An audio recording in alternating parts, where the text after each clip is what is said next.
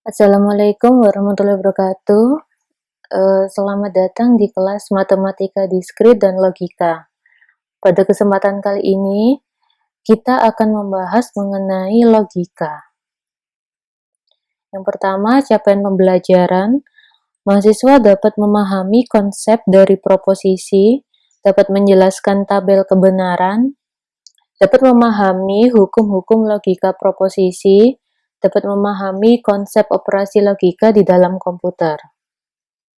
Lalu konten yang ada di dalam materi kali ini, yang pertama kita punya proposisi, bagaimana kita mengkombinasikan beberapa proposisi, lalu tabel kebenaran, dilanjut dengan disjungsi eksklusif, hukum-hukum logika proposisi, dan yang terakhir operasi logika di dalam komputer.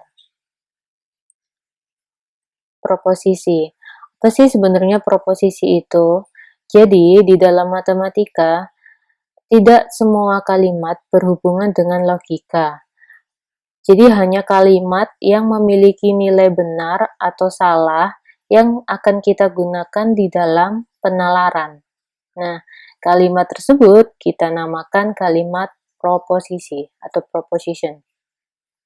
Definisi dari proposisi sendiri adalah kalimat deklaratif yang bernilai benar, true, atau bernilai salah, false. Tetapi tidak dapat sekaligus keduanya. Jadi hanya salah satu. Kalau true ya true, kalau false ya false. Seperti itu. Nah, kebenaran atau kesalahan dari sebuah kalimat tersebut kita sebut dengan nilai kebenaran atau truth value. Misalkan di sini kita memiliki contoh kalimat. Yang pertama, kita punya kalimat 6 adalah bilangan genap. Nah, coba kita gunakan penalaran. Apakah kalimat ini memiliki nilai kebenaran atau truth value? Jika memang punya, kira-kira kalimat ini benar atau salah? 6 adalah bilangan genap. Berarti benar ya. Nah, karena nilainya benar, berarti kalimat ini merupakan kalimat proposisi yang bernilai benar, true. Lalu kalimat selanjutnya, Soekarno adalah Presiden Indonesia yang pertama. Benar ya, ini sesuai dengan fakta. Maka kalimat tersebut merupakan kalimat proposisi yang bernilai benar. Lalu lanjut, ibu kota Provinsi Jawa Timur adalah Sidoarjo. Nah, ini nilai kebenarannya atau truth value-nya salah, karena ibu kota Provinsi Jawa Timur adalah Surabaya. Meskipun kalimat ini bernilai salah, tetapi kalimat ini termasuk atau masih termasuk ke dalam kalimat proposisi. Karena dia masih memiliki nilai. Meskipun nilainya adalah salah atau false. Seperti itu. Lanjut, kemarin hari hujan. Nah, kalimat ini kita tidak bisa mengatakan ini benar atau ini salah. Karena tidak ada keterangan atau bukti pendukung lainnya. Maka dapat kita simpulkan kalau kalimat kemarin hari hujan adalah kalimat yang belum tentu kebenarannya. Seperti itu. Sama seperti kalimat selanjutnya, pemuda itu tinggi. Nah, kalimat ini tidak termasuk di dalam proposisi karena kita tidak bisa menentukan nilainya benar atau salah. Maka kalimat ini belum tentu kebenarannya. Seperti itu. Contoh lain, jam berapa kereta api Argo Bromo tiba di Gambir, di stasiun Gambir? Nah, ini adalah kalimat tanya. Karena kalimat tanya, maka kalimat ini tidak memiliki nilai, entah itu benar atau salah. Jadi kalimat ini bukanlah kalimat proposisi.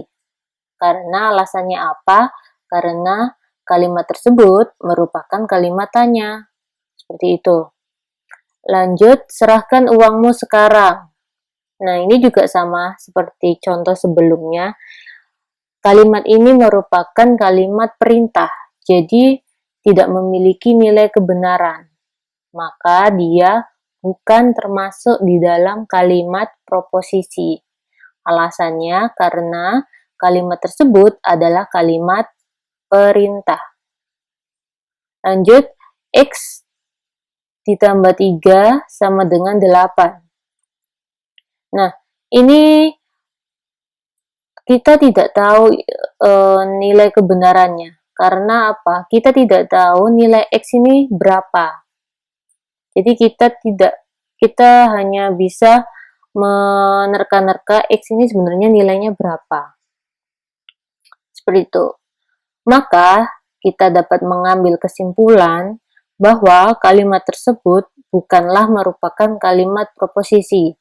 Alasannya, karena mengandung PU-bar atau variabel yang kita tidak ketahui nilainya berapa. Sama ya, kalimat berikutnya ini sama seperti kalimat berikutnya, dia juga mengandung variabel X. X lebih besar dari 3. Jawabannya juga sama, kalimat ini bukanlah kalimat proposisi karena kalimat tersebut juga mengandung variabel X yang kita tidak tahu nilainya berapa. Lanjut, untuk sembarang bilangan bulat N lebih besar sama dengan 0, maka 2N adalah bilangan genap. Nah, untuk mengetahui, misalkan kita belum yakin ini jawabannya benar atau salah atau bukan proposisi, kita cari. Misalkan bilangan bulat itu kan dimulai dari 0. Maka N lebih besar dari 0. Oke, kita start dari 0. Maka 2 kali N atau 2 kali 0 adalah bilangan genap. Benar. Next, kita lanjut ke N sama dengan 1. Maka 2 dikali 1 sama dengan 2. Apakah 2 adalah bilangan genap? Ya, masih benar. Lanjut, N sama dengan 2. Tadi kan 1, sekarang 2. N sama dengan 2. Maka 2 dikali N atau 2 dikali 2 sama dengan 4. Apakah 4 adalah bilangan genap? Ya, jawabannya benar. Jadi sudah 3 kali jawabannya benar untuk N sama dengan 0, N sama dengan 1, dan N sama dengan 2. Misalkan kita contoh nilai yang lebih tinggi, N sama dengan 10. Maka 2 dikali N atau 2 dikali 10 sama dengan 20. Apakah 20 ini bilangan genap? Jawabannya iya, benar. Maka kalimat tersebut adalah kalimat yang benar. Jadi kesimpulannya termasuk di dalam kalimat proposisi bernilai benar. Seperti itu. Lanjut, X ditambah Y sama dengan Y ditambah X. Untuk setiap X dan Y adalah bilangan real. Nah, ini seperti hukum aritmatika. Jadi misalkan kita langsung dibuktikan saja, kita beri nilai, misalkan kita punya 3 ditambah 4 sama dengan 4 ditambah 3. Jadi misalkan X adalah 3, Y sama dengan 4. 3 ditambah 4, 7. 4 ditambah 3, sama, 7 juga. Jadi jawabannya adalah benar. Jadi kalimat ini merupakan kalimat proposisi yang memiliki nilai benar. Nah, karena alasannya apa? Karena merupakan cara lain untuk menyatakan hukum komutatif penjumlahan pada sistem bilangan real. Nilai X dan Y tidak perlu diberi nilai sebab proposisi tersebut akan selalu bernilai benar jika X dan Y merupakan bilangan real dan memiliki nilai berapa saja. Seperti itu. Nah, ini ada soal, silakan kalian jawab. Jadi, sebagai contoh, semua mahasiswa Untak Surabaya memiliki NBI. Jawabannya apa? Jawabannya adalah benar, karena pasti semua mahasiswa Untak Surabaya akan diberi NBI. Jadi, kalimat ini merupakan kalimat proposisi yang bernilai benar. Seperti itu. Secara simbolik, proposisi biasanya dilambangkan dengan huruf kecil seperti P, Q, dan R. Contohnya misalkan P.2, 6 adalah bilangan genap. Nah, ini tuh sebenarnya gimana cara mendefinisikannya? Jadi, maksudnya di sini kalimat ini adalah P, ya, P ini adalah sebagai proposisi dari 6 adalah bilangan genap. Jadi gitu. Jadi proposisinya dilambangkan dengan huruf kecil ya, P, Q, R. Jadi contohnya seperti itu. Begitu juga untuk Q.2. Jadi proposisi Q adalah Soekarno adalah Presiden Indonesia yang pertama. Proposisi R adalah 2 plus 2 sama dengan 4. Lanjut ke mengkombinasikan proposisi. Kita dapat membentuk proposisi baru dengan mengkombinasikan satu atau lebih proposisi. Operator yang digunakan disebut operator logika. Operator logika dasar yang digunakan adalah dan, atau, tidak. Dua operator pertama, yaitu dan, atau, dinamakan operator biner, karena mereka hanya mengoperasikan dua buah proposisi. Sedangkan operator yang ketiga, yaitu not, atau tidak, dinamakan operator uner, karena hanya mengoperasikan satu proposisi.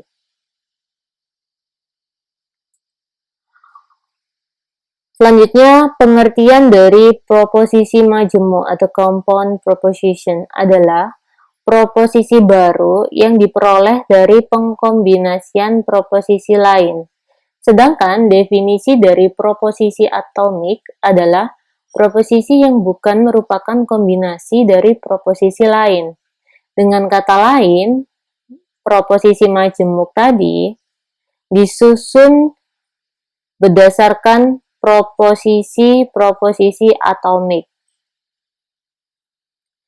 Nah, ekspresi proposisi majemuk dalam notasi simbolik disebut juga ekspresi logika. Nanti kita akan membahas mengenai ekspresi logika. Proposisi majemuk dibagi menjadi 3 macam, yaitu konjungsi, disjungsi, dan ingkaran. Contoh ya, misalkan kita punya P dan Q adalah proposisi. Ingat ya, tadi bahwa proposisi itu dilambangkan dengan huruf kecil, maka huruf P-nya ini kecil, Q-nya juga kecil. Jadi misalkan P dan Q adalah proposisi, maka yang pertama konjungsi atau conjunction P dan Q dinyatakan dengan notasi P konjungsi Q atau P dan Q.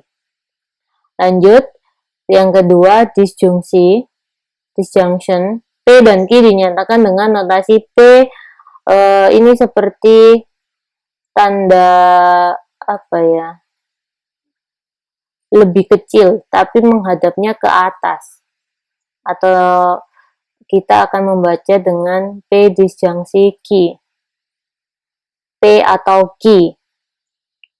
Yang ketiga ingkaran atau negasi dari P, Q kita nyatakan dengan notasi seperti tanda seperti tanda cacing P, atau kita baca negasi P atau tidak P, seperti itu. Contoh, diketahui proposisi sebagai berikut.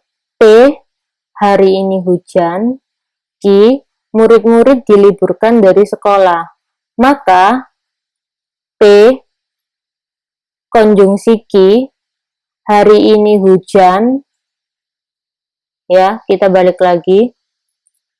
Tadi kan tanda ini melambangkan konjungsi dan menggunakan penghubung dan. Kalau disjungsi atau. Kalau tanda cacing ini ingkaran, yaitu tidak. Jadi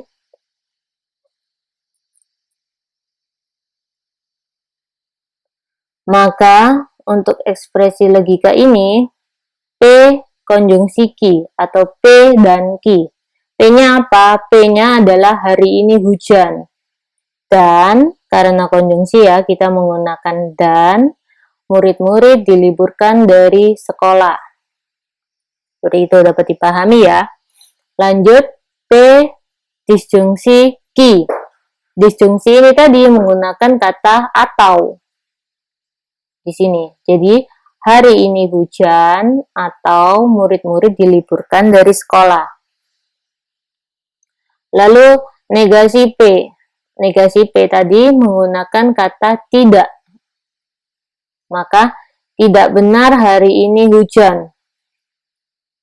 Atau kalimat lainnya, hari ini tidak hujan. Ya, jadi dua kalimat ini sebenarnya bermakna sama. Intinya bukan P atau tidak P. Karena P hari ini hujan, maka hari ini tidak hujan atau tidak benar hari ini hujan. Contoh lain, diketahui proposisi berikut ini sama. P hari ini hujan, Q hari ini dingin. Kita punya Q disjungsi negasi P. Disjungsi ini tadi apa? Atau. Jadi Q-nya apa? Hari ini dingin. Ini berupa jadi atau. Lalu negasi P, tidak P. Hari ini tidak hujan. Atau dengan kata lain kita bisa menulis hari ini dingin atau. Lanjut. Ekspresi logika selanjutnya ada negasi P, konjungsi negasi Q. Maka hari ini tidak hujan dan karena konjungsi ya kita menggunakan dan hari ini tidak dingin. Atau kalimat lainnya hari ini tidak hujan maupun dingin. Di maknanya adalah sama kedua kalimat tersebut. Lanjut. Negasi dalam kurung negasi P. Maka tidak benar hari ini tidak hujan. Jadi tidaknya ada dua. Ini kan ada dua tanda negasinya. Maka tidak benar satu, hari ini tidak hujan dua. Jadi ada dua untuk kata tidaknya. Nah, kalimat tersebut juga memiliki makna yang sama dengan salah. Bahwa hari ini tidak hujan. Seperti itu. Lanjut. Kita memiliki proposisi sebagai berikut. P, pemuda itu tinggi. Q, pemuda itu tampan. Nyatakan proposisi berikut, jadi P dan Q. Asumsikan pemuda itu pendek, berarti pemuda itu tidak tinggi. Ke dalam ekspresi logika atau notasi simbolik. Di yang pertama, pemuda itu tinggi, berarti apa? P, dan tampan, berarti P konjungsi Q. Karena menggunakan kata dan tadi kan konjungsi. Lanjut, pemuda itu tinggi, tapi tidak tampan, berarti P, tapi ini sama dengan dan, jadi konjungsi tidak tampan, sedangkan ini tampan proposisi ki, jadi negasi ki. Maka jawabannya P konjungsi negasi ki, seperti itu. Tidak benar bahwa pemuda itu pendek atau tidak tampan. Tidak benar bahwa, nah berarti ini adalah negasi. Negasi dalam kurung pemuda itu pendek. Di sini kita sudah menulis bahwa pemuda itu pendek disamaartikan dengan pemuda itu tidak tinggi atau sama dengan negasi P. Maka ini pemuda itu pendek sama dengan negasi P. Atau itu adalah, atau itu apa? Disjungsi. Lalu tidak tampan. Berarti tidak tampan adalah negasi ki. Jadi jawabannya negasi yang pertama ini ya, tidak benar bahwa dalam kurung negasi P disjungsi negasi ki. Seperti itu. Sama, pemuda itu tinggi atau pendek dan tampan. Pemuda itu tinggi berarti P. Atau berarti disjungsi. Ya, capit apa tanda apa? Capitnya ke atas. Disjungsi dalam kurung pendek. Pendek berarti tidak tinggi, berarti negasi P. Dan tadi adalah konjungsi atau capit ke bawah. Konjungsi tampan adalah ki. Jadi jawabannya adalah P disjungsi dalam kurung negasi P konjungsi ki. Lanjut, tidak benar bahwa, nah ini berarti langsung negasi dalam kurung pemuda itu pendek. Berarti negasi ki ya. Negasi P. Karena ini tinggi ya. Negasi P maupun tampan. Berarti maupun ini sama dengan konjungsi. Jadi capit ke bawah. Lalu itu pendek mau tidak benar. Maka negasi ki. Tabel kebenaran.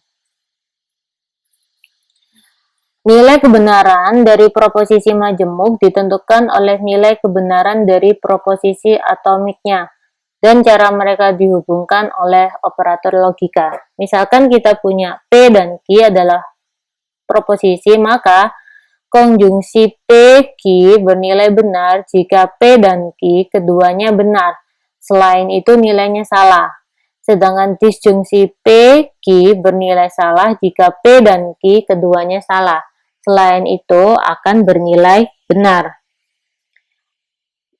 Negasi atau ingkaran P yaitu tanda cacing P bernilai benar jika P salah. Sebaliknya akan bernilai salah jika P memiliki nilai yang benar.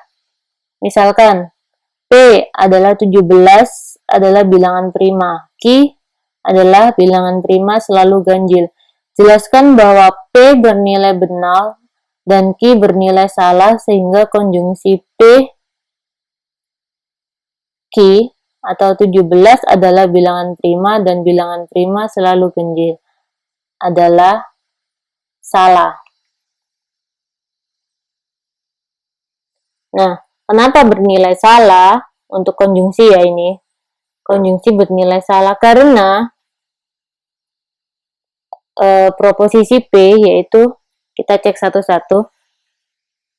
17 adalah bilangan prima. Benar. Bilangan prima selalu ganjil. Nah, ini pernyataannya salah. P benar, Q salah. Kita balik lagi ke yang atas.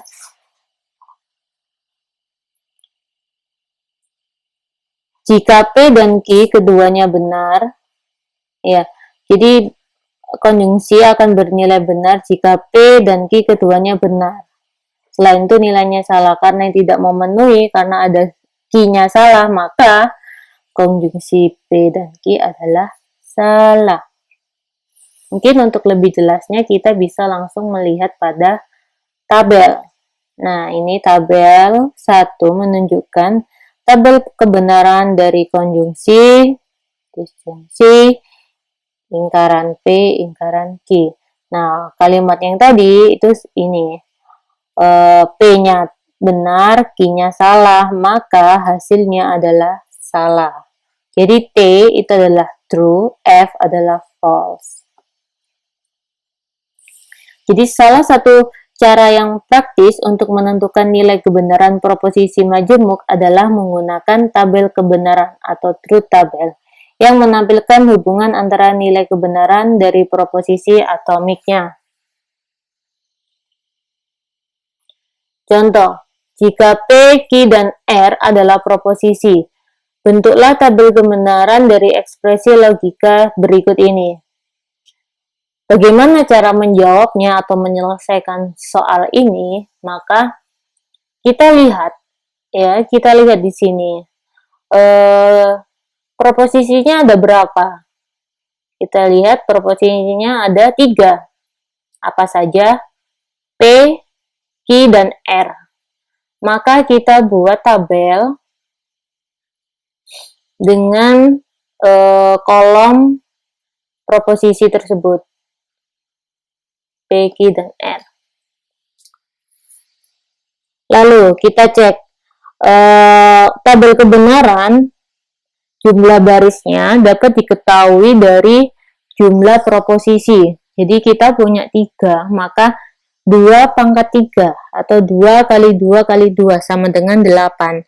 Maka tabel kebenaran yang akan kita buat harus memiliki 8 baris karena 2 pangkat N adalah jumlah proposisinya, 2 pangkat 3 sama dengan 8. Jadi tabel kebenarannya harus memiliki 8 baris. Jadi seperti yang terlihat pada tabel di sebelah kanan, ada kolom P, Q, dan R, dan jumlah barisnya adalah 1, 2, 3, 4, 5, 6, 7, 8. Sudah pas, kita punya 8 baris. Lalu, apa langkah selanjutnya? Langkah selanjutnya adalah kita jawab satu persatu per bagian. Jadi jangan langsung semua ekspresi logika ini langsung kalian jawab. Tentu akan mengalami kesulitan. Jadi kita jawab dulu per bagian. Jadi jika ada tanda dalam kurung, maka kita jawab dulu ekspresi logika yang berada di dalam kurung. Jadi ini ekspresi pertama yang akan kita kerjakan adalah P konjungsi Q. Maka kita tulis di kolom berikutnya, setelah proposisi P, Q, R, maka P konjungsi Q. Kita jawab sesuai dengan tabel kebenaran pada slide sebelumnya, jadi sesuai ini. Setelah ini selesai, kolom P konjungsi Q selesai, kita beralih ke ekspresi yang selanjutnya, yaitu kita ketemu negasi Q. Maka kita create kolom baru, yaitu negasi Q. Negasi Q ini adalah kebalikan dari Q. Jadi contoh ya, di sini baris pertama Q bernilai benar, maka negasi Q adalah salah atau false. Seperti itu, begitu seterusnya. Setelah itu langkah selanjutnya adalah kita menghitung atau membuat ekspresi logika yang ada di dalam tanda kurung yang kedua, yaitu negasi Q konjungsi R. Maka kita buat di sini. Kita sudah punya negasi Q, tinggal kita konjungsikan dengan R. Kita ketemu jawabannya. Barulah sudah tidak ada lagi bagian-bagian kecil yang harus diselesaikan. Kita menyelesaikan ekspresi logika secara keseluruhan. Kita tulis semua di sini, kita create kolom yang baru. Setelah itu kita jawab sesuai dengan tabel tadi. Ini karena tanda capit ke atas merupakan lambang dari disjungsi atau ya. Kita jawab sesuai dengan tabel kebenaran pada slide sebelumnya. Jadi ini kolom ini diataukan dengan ini atau disjungsi dengan ini. Nanti bakalan ketemu jawabannya, seperti itu. Lanjut ke proposisi majemuk. Proposisi majemuk dapat selalu bernilai benar untuk berbagai kemungkinan nilai kebenaran masing-masing proposisi atomiknya, atau selalu bernilai salah untuk berbagai kemungkinan nilai kebenaran masing-masing dari proposisi atomiknya. Definisi: sebuah proposisi majemuk disebut tautologi jika ia benar untuk semua kasus. Sebaliknya, akan disebut kontradiksi jika ia salah untuk semua kasus. Jadi yang dimaksud dengan semua kasus adalah di saat semua kemungkinan nilai kebenaran dari posisi atomiknya. Ciri-ciri dari proposisi tautologi yaitu pada kolom terakhir tabel kebenarannya hanya memuat true atau T. Jadi benar semua. Sedangkan untuk proposisi kontradiksi, ciri-cirinya adalah pada kolom terakhir tabel kebenaran semua nilainya adalah F atau false. Contoh, kita punya P dan Q adalah proposisi. Proposisi majemuk dari P disjungsi negasi P konjungsi Q adalah sebuah tautologi karena kolom terakhir pada tabel kebenarannya hanya memuat T.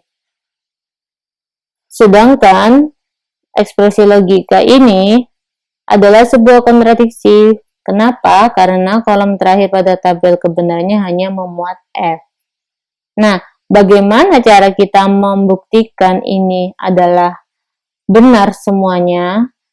Maksudnya adalah ekspresi logika ini benar adalah sebuah tautologi dan juga ekspresi logika ini benar merupakan sebuah kontradiksi. Maka cara yang paling cepat kita membuat tabel kebenaran. Nah, di sini terlihat di kolom terakhir dari tabel kebenaran bahwa semua nilainya adalah T atau true. Sedangkan ciri-ciri dari tautologi adalah true semua, jadi sesuai, dapat dibuktikan. Lalu lanjut untuk ekspresi logika yang kedua, dapat kita lihat pada tabel kebenaran semua nilainya adalah F atau false. Sedangkan ciri-ciri dari sebuah kontradiksi adalah semua nilainya adalah salah atau false. Maka pernyataan ini benar. Seperti itu. Dan terbukti. Cara membuktikannya seperti apa? Cara membuktikannya dengan tabel kebenaran. Lanjut ke proposisi majemuk ekivalen. Ada kalanya dua buah proposisi majemuk dapat dikombinasikan dalam berbagai cara. Namun, semua kombinasi tersebut selalu menghasilkan tabel kebenaran yang sama. Hal ini dapat disimpulkan bahwa kedua proposisi majemuk tersebut ekivalen secara logika. Seperti itu. Misalkan kita punya proposisi majemuk P dan Q, disebut ekivalen secara logika dan cara menulisnya kita lambangkan dengan tanda panah bola balik. Ini maksudnya P adalah ekivalen dengan Q jika keduanya memiliki tabel kebenaran yang identik.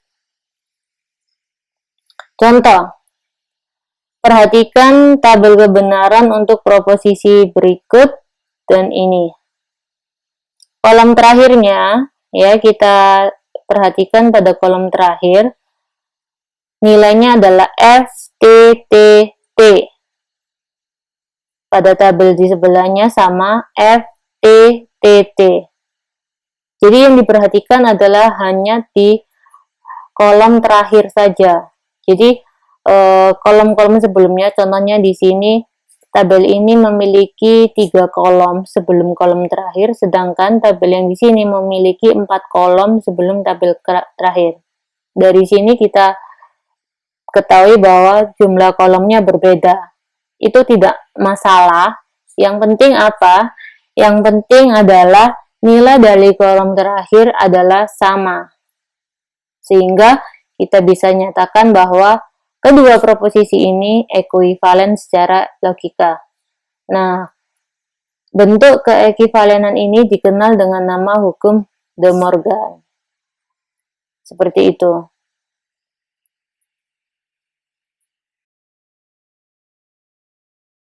Kita lanjut ke disjungsi eksklusif.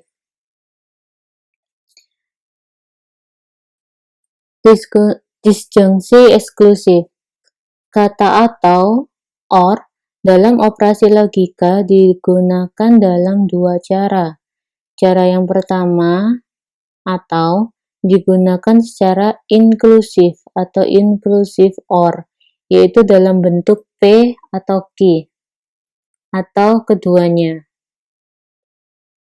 Artinya, disjungsi dengan operator atau bernilai benar jika salah satu dari proposisi atomiknya benar atau keduanya yang benar. Contoh, tenaga IT yang dibutuhkan harus menguasai bahasa C++ atau Java. Artinya bahwa tenaga IT yang akan diterima harus mempunyai kemampuan penguasaan salah satu dari bahasa C atau bahasa Java atau keduanya. Jadi salah satu boleh, keduanya boleh. Tabel kebenaran untuk atau secara inklusif adalah seperti pada tabel pertama. Jadi tabel pada slide sebelumnya tadi. Cara yang kedua, atau digunakan secara eksklusif atau exclusive or, yaitu dalam bentuk P atau Q tetapi bukan keduanya. Artinya apa? Disjungsi P dengan Q akan bernilai benar jika salah satu proposisi atomiknya benar, tetapi bukan keduanya. Contoh, pemenang lomba mendapatkan hadiah berupa TV atau uang. Artinya bahwa pada ajang perlombaan tersebut, pemenang dijanjikan akan mendapatkan hadiah, yaitu TV, dan jika pemenang tidak ingin, maka panitia dapat mengganti dengan hadiah uang. Seperti itu. Jadi, kata atau pada disjungsi di atas digunakan secara eksklusif, yaitu hadiah yang dapat dibawa pulang oleh pemenang hanya salah satu, antara TV atau uang, dan tidak bisa keduanya. Disjungsi eksklusif menggunakan operator logika XOR. Untuk membedakan dengan inclusive OR, maka kita bisa mendefinisikan sebagai berikut. Misalkan P dan Q adalah proposisi. Exclusive OR P dan Q dinyatakan dengan notasi P tanda plus lingkaran Q, atau P exclusive OR Q. Adalah proposisi yang bernilai benar bila hanya salah satu dari P dan Q benar. Selain itu, nilainya salah. Nah, ini adalah tabel kebenaran dari logika XOR atau exclusive OR. Jadi nilainya true ketika salah satu aja yang true. Selain itu, dia akan menilai false seperti baris 1 dan baris ke 4. Lanjut ke hukum-hukum logika proposisi. Jadi di sini dapat dilihat ada 10 hukum logika proposisi. Jadi sebagian hukum-hukum tersebut mirip dengan hukum aljabar pada sistem bilangan real. Misalnya kita punya A dalam kurung B plus C sama dengan A kali B ditambah B dikali C. Nah, contoh ini adalah hukum distributif. Jadi, Sehingga terkadang hukum logika proposisi dinamakan juga hukum-hukum aljabar proposisi. Dia ada 10 hukum logika. Yang pertama ada hukum identitas, hukum nul atau dominasi, ada hukum negasi, ada hukum idempoten, hukum involusi atau negasi ganda, hukum penyerapan atau absorpsi, hukum komutatif, hukum asosiatif, hukum distributif, dan hukum De Morgan, ekivalen tadi. Hukum-hukum logika tersebut bermanfaat untuk membuktikan keekivalenan dua proposisi. Jadi, hal ini merupakan cara lain selain kita menggunakan tabel kebenaran. Keekivalenan tersebut dapat dibuktikan dengan hukum-hukum logika, khususnya pada proposisi majemuk yang mempunyai banyak proposisi atomik di dalamnya. Bila suatu proposisi majemuk mempunyai n buah proposisi, maka tabel kebenarannya terdiri dari 2 pangkat n baris. Seperti yang sudah saya bahas tadi, ketika proposisinya ada 3, maka jumlah barisnya adalah 8. 8 ini didapat dari mana? Didapat dari 2 pangkat 3, yaitu 8, sama. Untuk n yang besar jelas tidak praktis dan efisien jika kita menggunakan tabel kebenaran. Misalkan kita punya n-nya 10, maka kita harus membuat tabel kebenaran yang memiliki 2 pangkat 10 baris. Maka dari itu, untuk membuktikan keekivalenan proposisi, jika proposisinya sedikit, kita bisa pakai tabel kebenaran. Atau jika proposisinya sudah mulai banyak, kita bisa menggunakan bantuan dari beberapa hukum-hukum logika yang ada di tabel berikut ini. Ada 10 tadi. Contoh, tunjukkan bahwa ekspresi ini dan ekspresi ini keduanya adalah ekuivalen secara logika. Maka kita menyelesaikannya menggunakan, contohnya kita pilih cara hukum-hukum logika tadi. Maka ini diturunkan ke bawah. Pertama kita pakai hukum De Morgan, jadi kita pisah. Untuk negasinya kita masukkan ke setiap proposisi P, jadi negasi P dan negasi Q. Lalu hukum distributif, jadi kita masukkan P ke tiap masing-masing min P dan min Q, sudah. Lalu kita masuk ke hukum negasi. Ini tadi kita cek ya, termasuk di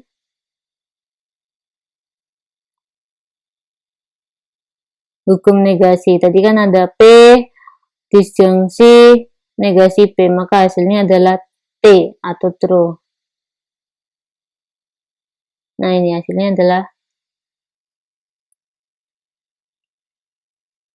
T atau true. Lanjut ke yang terakhir adalah diproses secara hukum identitas.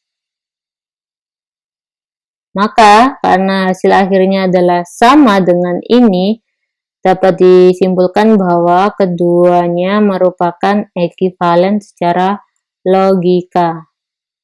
Penyelesaiannya kita buktikan dengan menggunakan hukum-hukum logika. Lanjut selanjutnya, kita buktikan bahwa notasi berikut ekuivalen dengan P. Jadi pertama kita menggunakan hukum identitas, lalu hukum distributif, hukum nul, dan yang terakhir hukum identitas. Nah, seperti itu. Lanjut ke operasi logika di dalam komputer. Bahasa pemrograman umumnya menyediakan tipe data boolean untuk data yang bertipe logika. Tipe data boolean hanya memiliki dua buah konstanta nilai saja, yaitu sama, true, dan false. Peubah yang bertipe boolean atau variabel yang bertipe data boolean disebut dengan peubah boolean atau boolean variabel. Dan nilai peubah hanya true dan false. Operasi boolean dinyatakan dalam ekspresi logika atau ekspresi boolean. Operator boolean yang kita gunakan adalah AND, OR, XOR, dan NOT. Ekspresi boolean tersebut hanya menghasilkan salah satu dari nilai true atau false. Jadi kalau nggak true ya false, seperti itu. Jadi misalkan kita punya X1 dan X2, maka ekspresi logikanya adalah X1 konjungsi X2.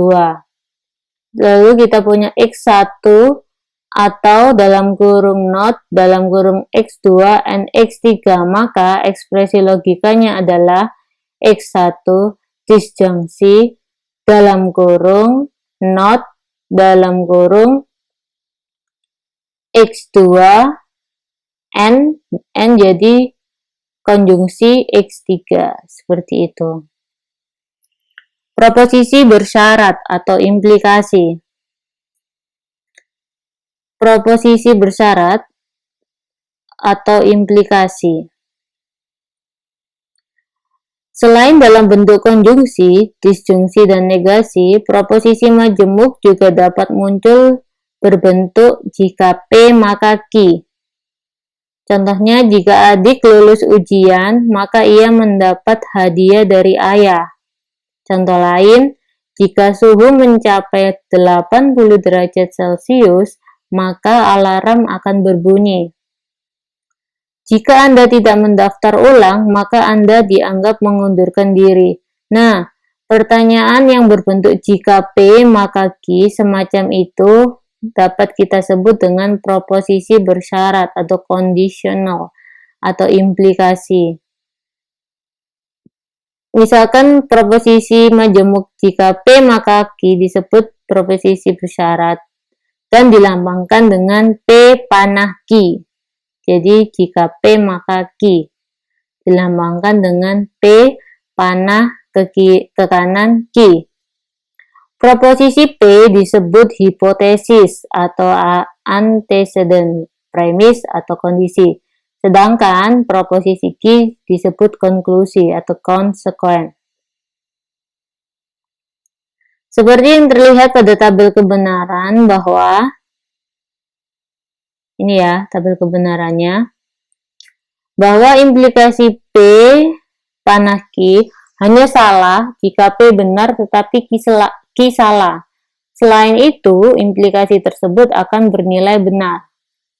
Contohnya, seorang dosen berkata kepada mahasiswa, jika nilai ujian akhir Anda 80 atau lebih, maka Anda akan mendapatkan nilai A. Kita tinjau case ini, kita bagi menjadi 4 kemungkinan. 4 kemungkinan jawaban. Kenapa 4? Karena dia hanya memiliki 2 proposisi. Berarti berapa baris? 2 pangkat N. 2 pangkat 2. 2 pangkat 2 adalah 4. Jadi punya 4 baris. Tinjauan yang pertama, nilai ujian di atas 80. Maka hipotesis benar. Hipotesis tadi yang ini ya. P hipotesis, Q konklusi. Dan Anda mendapat A di kuliah tersebut, konklusi benar. Maka pernyataan tersebut adalah benar. Next, yang kedua, nilai ujian di atas 80. Hipotesis benar, tetapi Anda tidak mendapat nilai A atau konklusi salah. Maka dosennya adalah berbohong atau pernyataan dosen salah. Yang ketiga, nilai ujian di bawah 80 atau hipotesis salah dan Anda mendapat nilai A, konklusi benar. Nah, ini secara analogi dosen tidak dapat disalahkan mungkin mempertimbangkan kemampuan mahasiswa tersebut yang rata-rata bagus sehingga ia tidak ragu memberikan nilai A. Maka pernyataan dosen tersebut adalah benar. Dan yang terakhir, nilai ujian di bawah 80 atau hipotesis salah, tetapi Anda tidak mendapat nilai A. Konklusi salah, maka pernyataan dosen tersebut adalah benar. Ini untuk tabel kebenarannya. Jadi dia akan bernilai salah atau false hanya ketika P benar, Q salah. Konsep matematik mengenai implikasi independen dari hubungan sebab akibat antara hipotesis dan konklusi. Definisi kita mengenai implikasi adalah nilai kebenarannya, bukan didasarkan pada penggunaan bahasa. Misalkan, jika Paris adalah ibu kota Prancis, maka 1 plus 1 sama dengan 2. Implikasi di atas tetap valid secara matematis, meskipun tidak ada kaitan antara Paris sebagai ibu kota Prancis dengan 1 ditambah 1 sama dengan 2. Implikasi tersebut bernilai benar karena hipotesis benar dan nilai konklusinya juga benar. Lanjut, contoh lain, jika Paris adalah ibu kota Prancis, maka 1 plus 1 sama dengan 3. Nilai implikasinya salah. Why? Because nilai hipotesisnya benar, tetapi nilai konklusinya salah. Seperti itu. Ini ada beberapa cara untuk mengekspresikan implikasi. Jadi implikasi P panaki tidak hanya diekspresikan dalam pernyataan jika P maka Q, tetapi juga dapat diekspresikan dalam berbagai cara, yaitu ada banyak. Jika P maka Q, jika P, Q, P mengakibatkan Q, Q jika P hanya jika Q, P syarat cukup agar Q, Q syarat perlu bagi P, Q bila mana P. Jadi banyak sekali cara untuk pernyataannya. Nah, ini ada contoh beberapa kalimat. Silakan ubahlah proposisi C, poin C sama dengan H ke dalam bentuk proposisi jika P maka Q. Nah, ini penyelesaiannya.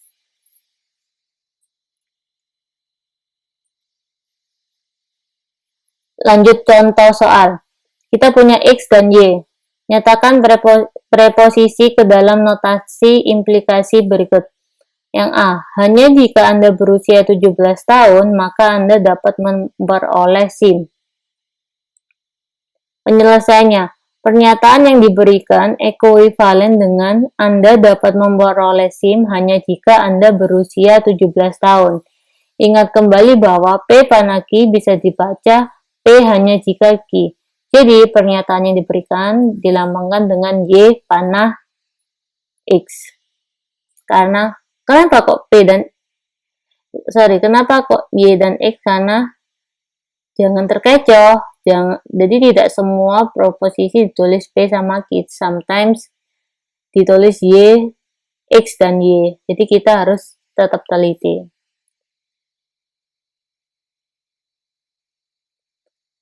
Contoh yang selanjutnya, tunjukkan bahwa P panaki ekuivalen dengan negasi P disjungsi Q. Cara penyelesaiannya ada dua, ingat ya.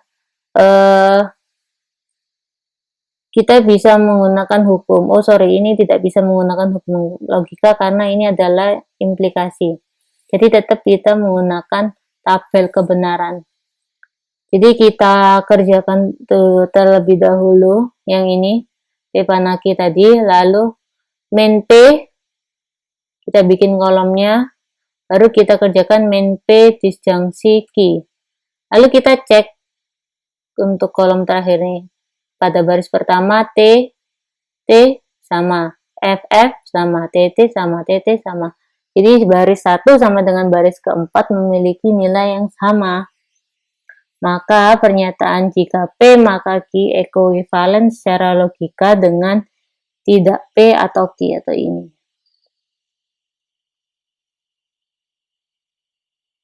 Contoh yang selanjutnya, tentukan ingkaran atau negasi dari P pana Q. Dari contoh sebelumnya menunjukkan bahwa P pana Q ekuivalen dengan min P disjungsi Q. Gunakan hukum De Morgan untuk menentukan ingkaran dari P pana Q. Maka, ya, ini turun sesuai dengan contoh yang sebelumnya menjadi ini. Min P disjungsi Q. Karena tadi yang dicari adalah negasi P pana Q sama dengan negasi dalam kurung ini berubah menjadi min P disjungsi Q seperti contoh sebelumnya. Baru kita keluarkan satu persatu dan ketemu ekspresi logika P konjungsi negasi Q. Jawabannya adalah itu. Daftar pustaka ini adalah buku yang saya gunakan, yaitu Matematika Diskrit edisi ke-6. Penerbitnya adalah Informatika dan penulisnya adalah Rinaldi Munir. Untuk soal evaluasi, jadi soal evaluasi ini yang pertama, tentukan pernyataan manakah di bawah ini yang merupakan proposisi. Tentukan juga nilai kebenarannya. Jadi silakan dikerjakan dari A sampai dengan C. Lalu yang kedua, diketahui P dia siswa ranking 1, Q dia mendapatkan motor baru. Jadi ekspresi logika ini silakan dicari berdasarkan proposisi P dan Q. Lalu cari tabel kebenaran dari proposisi berikut. Dan yang terakhir, nyatakan proposisi berikut dalam notasi simbolik.